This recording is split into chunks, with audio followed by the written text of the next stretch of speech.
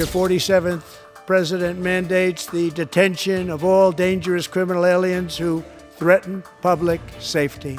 It's a very strong, powerful act. America will never, ever forget our beautiful Laken Hope Riley. And we quickly achieved the lowest numbers of illegal border crossers ever recorded. Last year,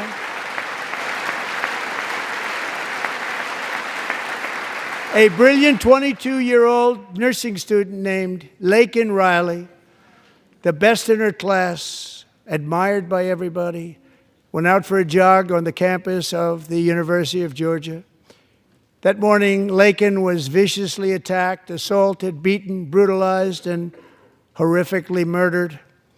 Laken was stolen from us by a savage illegal alien gang member who was arrested while trespassing across Biden's open southern border and then set loose into the United States under the heartless policies of that failed administration. It was indeed a failed administration.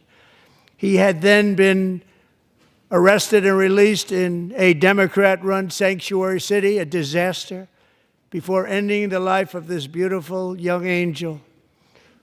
With us this evening are Laken's beloved mother, Allison, and her sister, Lauren.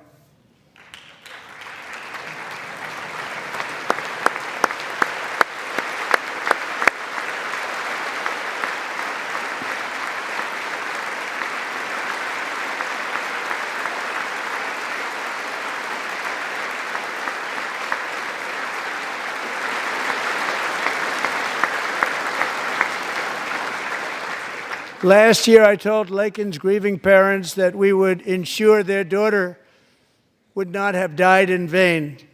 That's why the very first bill I signed into law as your 47th president mandates the detention of all dangerous criminal aliens who threaten public safety.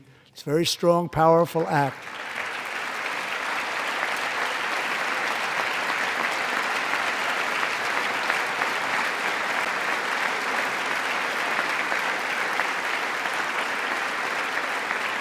It's called the Laken Riley Act. So Allison and Lauren, America will never, ever forget our beautiful Laken Hope Riley.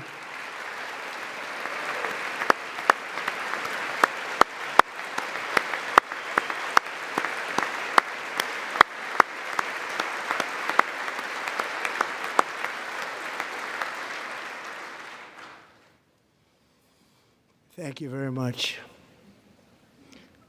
Since taking office, my administration has launched the most sweeping border and immigration crackdown in American history, and we quickly achieved the lowest numbers of illegal border crossers ever recorded. Thank you.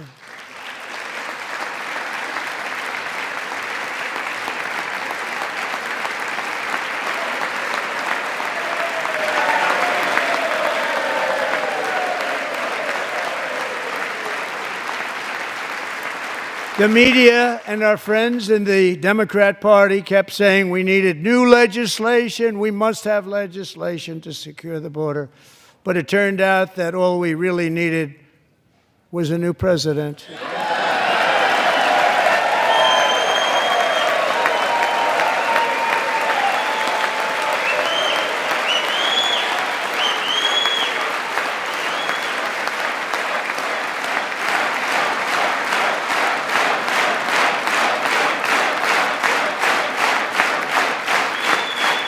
Thank you. Joe Biden didn't just open our borders, he flew illegal aliens over them to overwhelm our schools, hospitals, and communities throughout the country. Entire towns like Aurora, Colorado, and Springfield, Ohio, buckled under the weight of the migrant occupation and corruption like nobody's ever seen before. Beautiful towns destroyed. Now, just as I promised in my inaugural address, we are achieving the great liberation of America.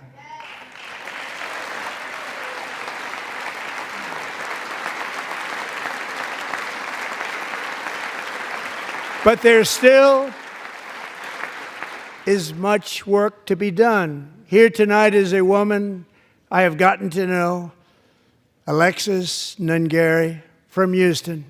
Wonderful woman. Last June, Alexis's 12-year-old daughter, her precious Jocelyn, walked to a nearby convenience store. She was kidnapped, tied up, assaulted for 2 hours under a bridge, and horrifically murdered. Arrested and charged with this heinous crime are 2 illegal alien monsters from Venezuela, released into America by the last administration through their ridiculous open border.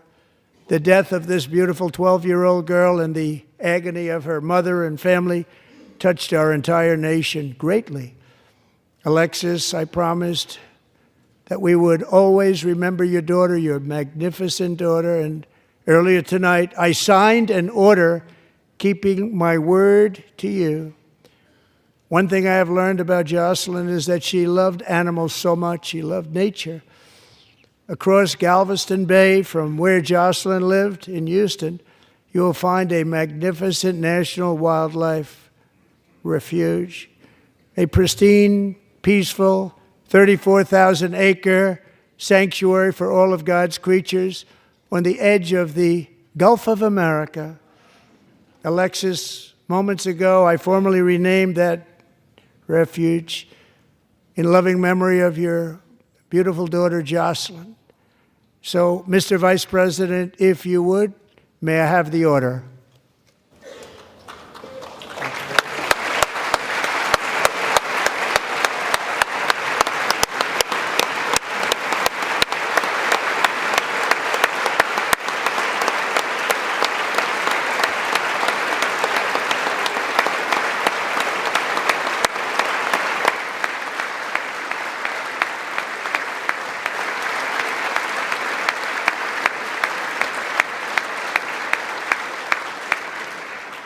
Thank you very much.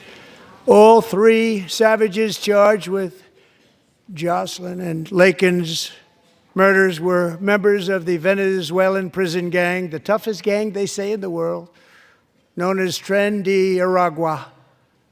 2 weeks ago, I officially designated this gang, along with MS-13 and the bloodthirsty Mexican drug cartels, as foreign terrorist organizations.